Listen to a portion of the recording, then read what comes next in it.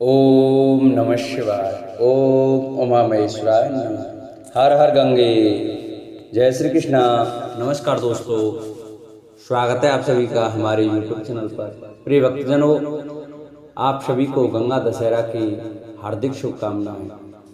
प्रिय भक्तजनों, आज हम आपको गंगा दशहरा के दिन सुनी जाने वाली माँ गंगा की व्रत कथा सुनाएंगे। इस कथा को सुनने मात्र से हमारे सभी कष्ट और पाप दूर हो जाते हैं और हमारे पुण्यों की वृद्धि होती है। गंगा दशहरा इस साल 5 जून यानी आज गुरुवार को मनाया जा रहा है। इस दिन माँ गंगा की पूजा के साथ ही गंगा स्नान का भी खास महत्व मौजूद है।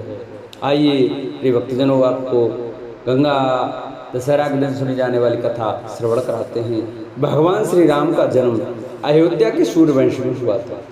चक्रवर्ती महाराज सगर उनके पूर्वज थे। उनकी केशनी और सुमति नाम की 2 रानियां थीं। केशनी के पुत्र का नाम असमंजस था और सुमति के 60,000 पुत्र थे। असमंजस के पुत्र का नाम अंशुमान था। राजा सगर के असमंजस सहित सभी पुत्र अत्यंत उदंड और दुष्ट प्रकृति के थे, परंतु पौत्र अंशुमान धार्मिक और देव गुरु पूजक था। पुत्रों से दुखी होकर महाराज सगर ने असमंजस को देश से निकाल दिया और अंशुमान को अपना उत्तराधिकारी बनाया। सगर के अन्य 60,000 पुत्रों से देवता भी दुखी रहते थे। एक बार महाराज सगर ने अश्वमेघ यज्ञ का अनुष्ठान किया और उसके लिए घोड़ा छोड़ा। इंद्र ने अश्वमेघ यज्ञ के उस घोड़े को चुराकर पाताल में ले गए जाकर कपिल मुनि के आश्रम में बांध दिया, परंतु ध्यानावस्थित मुनि इस बात को जान न सके। सगर के 60,000 अहंकारी पुत्रों ने पृथ्वी का कोना कोना छान मारा, परंतु वे घोड़े को न पा सके। अंत में उन लोगों ने पृथ्वी से पाताल तक मार्ग खोद डाला और कपिल मुनि के आश्रम में जा पहुंचे। वहां घोड़ा बंधा देखकर वे क्रोधित हो शस्त्र उठाकर कपिल मुनि को मारने दौड़े। तपस्या में बाधा पड़ने पर मुनि ने अपनी आंखें खोली। उनके तेज से सगर के 60,000 उदंड पुत्र तत्काल भस्म हो गए। गरुड़ के द्वारा इस घटना की जानकारी मिलने पर अंशुमान कपिल मुनि के आश्रम में आए तथा उनकी स्तुति की। कपिल मुनि उनके विनय से प्रसन्न होकर बोले, अंशुमान, घोड़ा ले जाओ और अपने पिता मह का यज्ञ पूरा कराओ। ये सगर पुत्र उदंड अहंकारी और अधार्मिक थे। इनकी मुक्ति तभी हो सकती है जब गंगा जल से इनकी राख का स्पर्श हो। अंशुमान ने घोड़ा ले जाकर अपने पिता महाराज सगर का यज्ञ पूरा कराया। महाराज सगर के बाद अंशुमान राजा बने, परंतु उन्हें अपने चाचाओं की मुक्ति की चिंता बनी रही। कुछ समय बाद उनके पुत्र दिलीप को राज्य का कार्यभार सौंपकर वे वन में चले गए तथा गंगा जी को स्वर्ग से पृथ्वी पर लाने के लिए तपस्या करने लगे और तपस्या में ही उनका शरीरांत हो भी गया।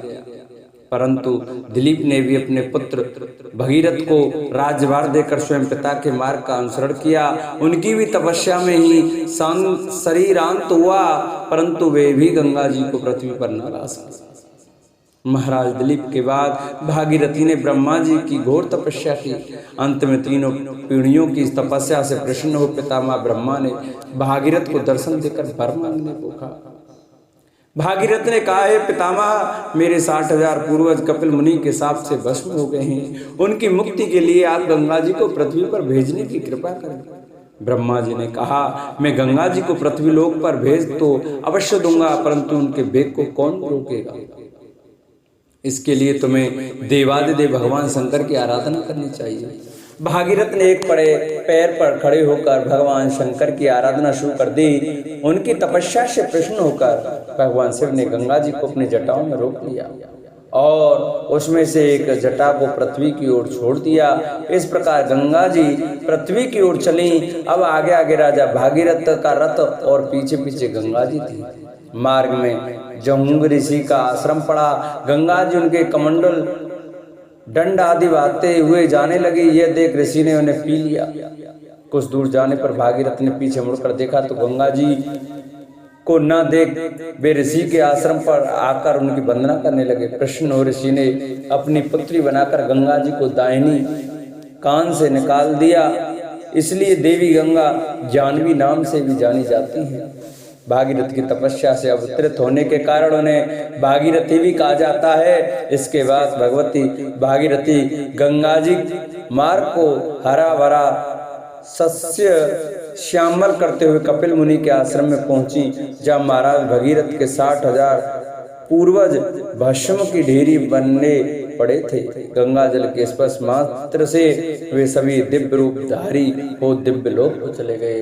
बोलो गंगा मैया की जय। इस प्रकार माता गंगा जी की यह कथा है। जिन भक्तों को हमारी ये गंगा दशहरा की कथा अच्छी लगी हो वो हमारी वीडियो को ज़्यादा से ज़्यादा शेयर करें। जिन्होंने चैनल को सब्सक्राइब नहीं किया है वो चैनल को सब्सक्राइब कर वीडियो को लाइक करें और कमेंट में हर हर गंगे, ओम नमः शिवाय, ओम उमा महेश्वराय नमः अवश्य लिखें। बोलो शंकर भगवान की जय। बोलो गंगा माता की जय।